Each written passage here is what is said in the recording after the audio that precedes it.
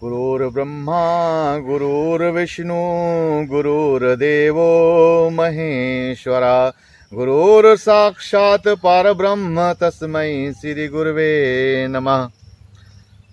मैं शिवयोगी सुधीर आनंद भारत के समस्त युवाओं का इस विश्व गुरु भारत मिशन में हार्दिक स्वागत एवं अभिनंदन करता हूँ। आज 5 सितंबर है। आज के दिन हम डॉक्टर सर्वपल्ली राधाकृष्णन जी का बर्थडे सेलिब्रेट करते हैं। आज हम लोग शिक्षक दिवस मनाते हैं। एक बात मेरे दिमाग में अभी भी कौंधती है कि गुरु पूर्णिमा साल भर में एक बार आती है। उस दिन महर्षि वेद व्यास जी का जयंती भी मनाया जाता है। तो हम लोग शिक्षक दिवस उस दिन ना मना करके गुरु पूर्णिमा, गुरु और शिक्षक में आप लोग शायद अंतर समझते होंगे, लेकिन मेरी नज़र में गुरु और शिक्षक में कोई अंतर नहीं होता है। पहले ज़माने के जो गुरु थे वो सभी आध्यात्मिक थे। सभी गुरुकुलों में आध्यात्मिक शिक्षा के साथ आपको व्यावसायिक शिक्षा दी जाती थी। लेकिन आज समीकरण पूरी तरीके से बदल चुके हैं और आज सब व्यावसायीकरण हो चुका है। आध्यात्मिक शिक्षा युवक लेना नहीं चाहते हैं क्योंकि उन्हें ये सब शायद बकवास लगता होगा। लेकिन भारत के युवाओं, मेरे प्यारे दोस्तों, मैं आपसे आग्रह करना चाहता हूँ, निवेदन करना चाहता हूँ कि इस देश में 2-2 शिक्षक दिवस उचित नहीं है। देश के निर्माण में बहुत सारे शिक्षक हैं जिनका मैं नाम लेना चाहूँगा। बड़ा योगदान रहा इस आधुनिक युग के जो शिक्षक हैं। डॉक्टर सर्वपल्ली राधाकृष्णन जी हुए, डॉक्टर राजेंद्र प्रसाद जी हुए और स्वामी विवेकानंद जी हुए। बहुत सारे शिक्षक हैं। लेकिन जब तक हम प्राचीन भारत के गुरुओं की आज चर्चा नहीं करेंगे तब तक ये शिक्षक दिवस अधूरा रहेगा। सबसे पहले मैं आदि गुरु परमात्मा शिव के चरणों में कोटि-कोटि वंदन अभिनंदन करता हूँ कि मानव जाति को सद्ज्ञान देने का कार्य, आनंद देने का कार्य उन्होंने सप्तऋषियों को शिक्षा दे करके अलग अलग मापदंडों पर उनको तैयार किया और वो सप्तऋषि आगे चल करके उन्होंने सब वेदों ऋचाओं की रचनाएं की और विश्व गुरु भारत बनाया। तब के परिप्रेक्ष्य में और आज ज़मीन आसमान का अंतर आ चुका है। हमारा देश सदियों से विदेशियों का गुलाम रहा है। गुलाम क्यों रहा है आप लोग सब जानते ही हो, क्योंकि आपस की फूट, लंका की लूट। जब आपस में आप जाति वर्ण व्यवस्था के नाम पर लड़ोगे तो लोग तो उसका फ़ायदा उठाएंगे ही, और उसका सही फ़ायदा उठाया। वर्ण व्यवस्था बनाई गई थी कि आप अपने अंदर का विकास करेंगे और वर्ण व्यवस्था का लोग जाति बना दिए।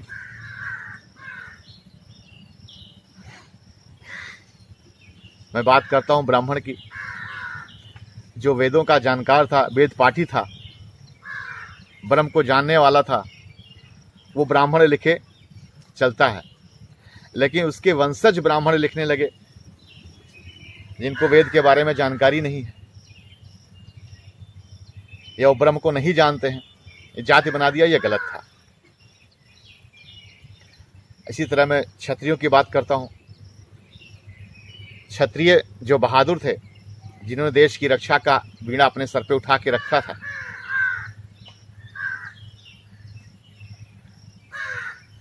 वो बहादुर थे, लेकिन उन्होंने जाति व्यवस्था जो बना ली ये गलत था, क्योंकि सभी वर्ण में, सभी जातियों में कोई ना कोई मनुष्य बलवान होता है। मेरे हिसाब से ये शरीर जो है 4 वर्णों में विभक्त है, ब्राह्मण, क्षत्रिय, वैश्य और शूद्र। हम जिस भी अंग को डेवलप कर देंगे हम उस हिसाब से हो जाएंगे। 2500 वर्षों से भारत में तमाम सारी उपजातियां सम्राट अशोक के ज़माने से आई। जो जिस प्रांत में रहता था नाम के आगे अपना लगाने लगा, उपजातियां बन गई। 11,800 यहाँ उपजातियां हैं। तो देश का बंटाधार वर्ण व्यवस्था ने और आपके जातियों उपजातियों ने किया। अब आज देश उस दंश को झेल रहा है। आरक्षण के नाम पर प्रतिभाएं 90 और सेवक नंबर लेकर के जॉब नहीं पाती हैं और 50-60% वाले नौकरी कर रहे हैं, तो वो क्या देश का विकास करेंगे? आप खुद समझ सकते हो। भारत सरकार से मैं अपील करता हूं कि इस शिक्षक दिवस के मौके पर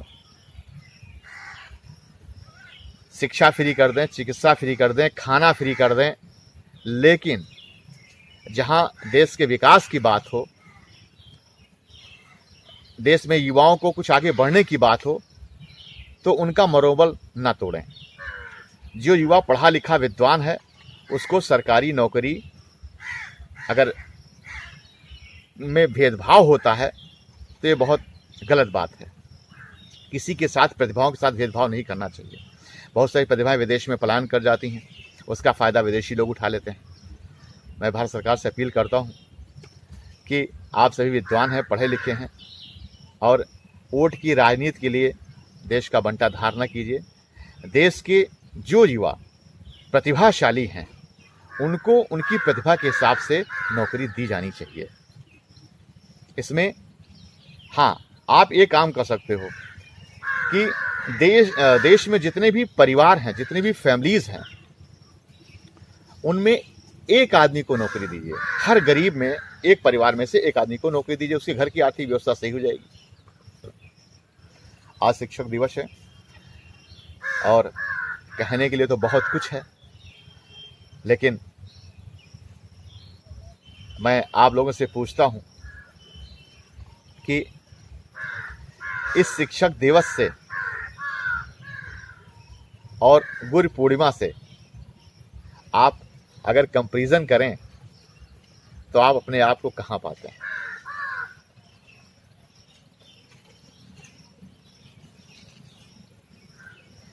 सा विद्या या विमुक्त है। विद्या वही है जो हमें मुक्त कर दे। आज का युवा क्या अपने आप को मुक्त महसूस करता है? आज का जो एजुकेशन सिस्टम है अंग्रेजों द्वारा बनाया गया, लॉर्ड मैकाले का, उससे आप संतुष्ट हैं? मैं बात करता हूं आज के एजुकेशन सिस्टम की, जिसमें हमारे देश के बहुत सारे शिक्षक अपना अमूल्य योगदान दे रहे हैं। मैं उन सभी का हार्दिक स्वागत और अभिनंदन करता हूं। और वे सभी शिक्षक जो अपना सर्वश्रेष्ठ देते हैं भारत के अमूल्य योगदान में, भारत के भविष्य का निर्माण करने में, क्योंकि आप सभी भाग्य विधाता हैं। नए भारत के निर्माण करने में उनका आह्वान करता हूं इस विश्व गुरु भारत मिशन में कि वे हमारा वीडियो को देख रहे हो तो लाइक और सब्सक्राइब करें और आत्मचिंतन करें कि जिस उद्देश्य के लिए परमात्मा ने उन्हें चुना है, क्या उस उद्देश्य के लिए वे सही कार्य कर रहे हैं? इसका स्वयं मूल्यांकन करें। और अगर कर रहे हैं तो क्या वे इस एजुकेशन सिस्टम से सहमत हैं? क्योंकि मैं भी एक शिक्षक हूं। मैं आपको बताना चाहता हूं कुछ एजुकेशन सिस्टम के बारे में। नर्सरी, एलकेजी, यूकेजी मैं बात करता हूं। जो हमारे भारत का जो भविष्य का निर्माण होता है, जब 5 साल का बच्चा होता है, स्कूल में आता है, तो उसको लिखना पढ़ना स्कूल के टीचर ही समझाते हैं। कहते हैं कि माँ बाप प्रथम गुरु हैं और प्रथम घर जो पाठशाला होता है, लेकिन माँ बाप सबसे ज़्यादा विश्वास करते हैं अपने शिक्षक के ऊपर और बच्चों को स्कूल पढ़ने के लिए भेजते हैं।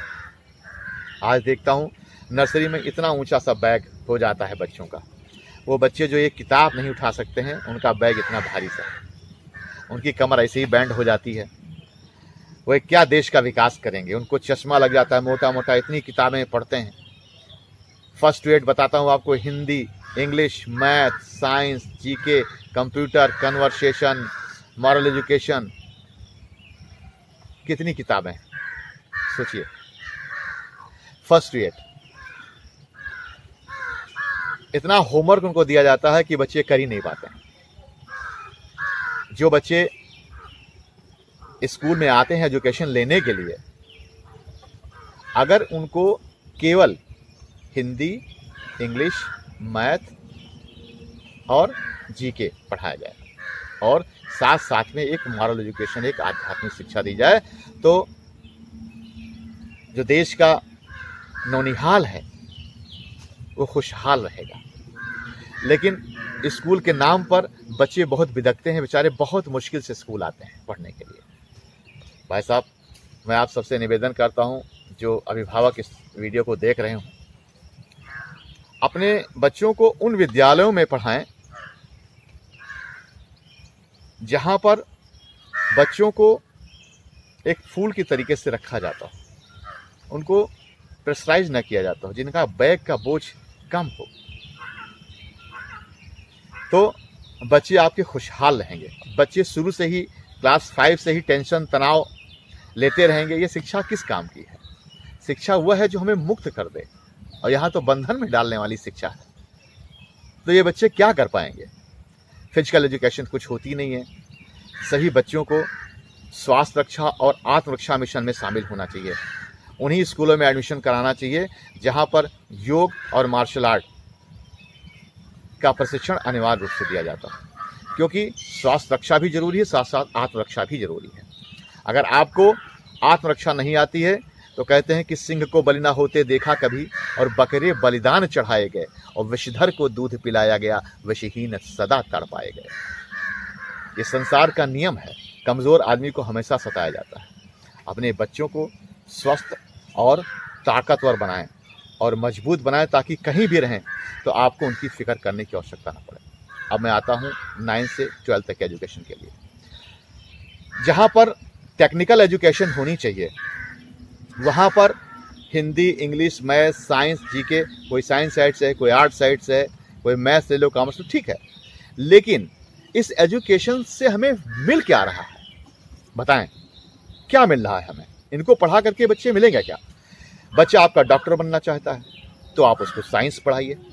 बच्चा आपका इंजीनियर बनना चाहता है तो आप उसको कंप्यूटर से रिलेटेड नॉलेज दीजिए, या और भी टेक्निकल चीज़ें उसको सिखाइए। इलेक्ट्रॉनिक्स पार्टों को स्पेयर करना सिखाइए, उनको मैकेनिकल चीज़ें सिखाइए। उसको 9th क्लास इसका फाउंडेशन मजबूत करने के लिए इस शिक्षा में बदलाव करिए। बेफालतू में गधे की तरह MA, BA, BSc, BCom करते रहते हैं और आगे कुछ उनका भला नहीं हो पाता। बाद में ना इधर के रह जाते हैं ना उधर के रह जाते हैं। मैं भारत सरकार से अपील करता हूं कि एजुकेशन सिस्टम में ये बदलाव ला करके क्लास 9th से ही टेक्निकल एजुकेशन कंपलसरी की जाए हर बच्चे के लिए। अगर वो 9 से पढ़ रहा है बच्चा, तो चाहे वो कंप्यूटर ही बनाना सीखे, या मोबाइल बनाना सीखे, लैपटॉप बनाना सीखे, मैकेनिकल चीज़ें सीखे, इलेक्ट्रॉनिक चीज़ का स्पार्ट करना सीखे, बिल्डिंग कंस्ट्रक्शन का सीखे, लेकिन उसका फाउंडेशन अगर देश को विश्व गुरु भारत बनाना है, देश को सर्वश्रेष्ठ बनाना है, तो आपको अपने एजुकेशन सिस्टम में सुधार करना ही होगा। आप सभी देशवासियों को ये पढ़ लेना होगा कि मैं 9th क्लास से ही जिस क्षेत्र में जाना है उस क्षेत्र से रिलेटेड चीज की मैं पढ़ाई करूंगा। अब आप बताइए, बच्चा अगर डॉक्टर बनना चाहता है तो उसको मेडिसिन के बारे में जानकारी, उसको सर्जरी के बारे में जानकारी दी उसको क्लास 8 से, तो वो आगे चल करके एक अच्छा डॉक्टर बनेगा। लेकिन आप फालतू की चीजें उसको लाद के देने, उससे फेल हो जा रहा है बच्चा। अब उसका कंप्लीट डेवलपमेंट नहीं हो पा रहा है। बच्चा इंजीनियर बनना चाहता है, इंजीनियरिंग चीज ना पढ़ा करके आप उसको फालतू चीजें पढ़ा रहे हो। क्यों क्यों समय जाया कर रहे हो? इतना समय है आपके पास। बच्चा आपका आध्यात्मिक शिक्षा हासिल करना चाहता है, उसका मानसिक लेवल बहुत ऊंचा है, देश में ज्ञान बांटना चाहता है, आप उसे अपने हिसाब से उसको स्पोर्ट्समैन बनाने में लगे हुए हो। बच्चा जिस चीज में आगे बढ़ना चाहता हो उसको उस फील्ड की एजुकेशन दी जाए, एजुकेशन सिस्टम में सुधार किया जाए। क्लास 9 से लेकर के 12 तक की एजुकेशन टेक्निकल होनी चाहिए, तब बच्चा आपका मुक्त महसूस करेगा, तब आपका बच्चा फ्री महसूस करेगा, तब वो देश के उत्तरोत्तर विकास के लिए और विश्व गुरु भारत के लिए कुछ अच्छा योगदान कर पाएगा। लेकिन नहीं, आप सभी तो अपनी चीजों को थोपना चाहते हैं कि मैं डॉक्टर हूं तो मेरा बेटा डॉक्टर ही बनेगा, मैं इंजीनियर हूं तो मेरा बेटा इंजीनियर ही बनेगा, मैं टीचर हूं तो मेरा बेटा टीचर ही बनेगा, हाँ, मैं फलाना हूं, मैं ढमकाना हूं तो मेरा बच्चा वही बनेगा। क्यों भाई? सबका IQ लेवल एक जैसा होता है क्या?